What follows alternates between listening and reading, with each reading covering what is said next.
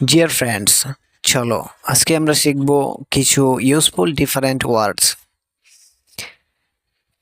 Number one, sorry. Sorry এর পরিবর্তে আমরা মাই ব্যাড এটা বলতে পারি। সরি অর্থ দুঃখিত, মাই ব্যাড আমার ভুল। অনানুষ্ঠানিক বা বন্ধুর সাথে ব্যবহারে বেশি বলা হয় এটা। Example, my bad I forget to call you. আমার ভুল, আমি তোমাকে কল করতে ভুলে গেছি। Number two, goodbye. Good বাইয়ের পরিবর্তে আমরা আই এম অফ এটা বলতে পারি। গুড বাই অর্থ বিদায়, আই এম অফ আমি যাচ্ছি বা বের হচ্ছি। Example, I am off now, see you later. আমি এখন যাচ্ছি, পরে দেখা হবে। Number three, I don't care.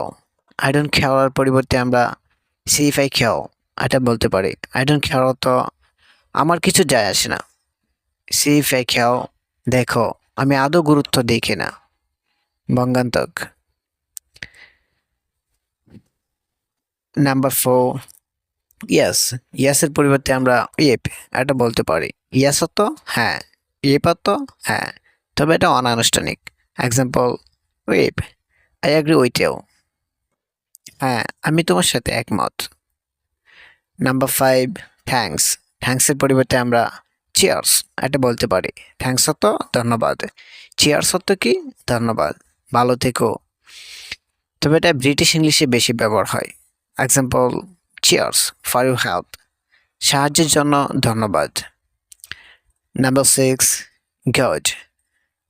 গুডের পরিবর্তে আমরা অ্যামেজিং এটা বলতে পারি। গুড অর্থ ভালো, অ্যামেজিং অর্থ কি অসাধারণ, দারুণ। Example, your work is amazing. তোমার কাজ অসাধারণ। Number seven, your bad.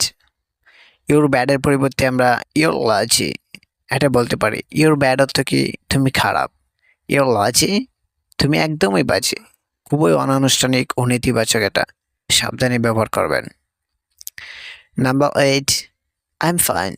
I am ফাইনের পরিবর্তে আমরা আই এম ওয়েল এটা ব্যবহার করতে পারি। আই এম ফাইন অর্থ আমি ভালো আছি, আই এম ওয়েল আমি সুস্থ, ভালো আছি। Example, I am well thanks for asking. আমি ভালো আছি, জিজ্ঞেস করার জন্য ধন্যবাদ। নো।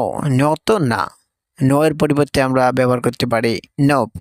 নো তো না, নোপ তো না। Example, nope I can come today. না, আমি আজ আসতে পারবো না।